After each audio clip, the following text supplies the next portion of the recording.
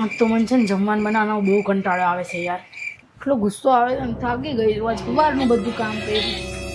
આ તો મમ્મીને કહી જ દેવાની છું હું રસોઈ નથી બનાવવાની. બનાવવું હોય તો બનાવે ને તૈયાર લઈ આવે આજે જમવાનું.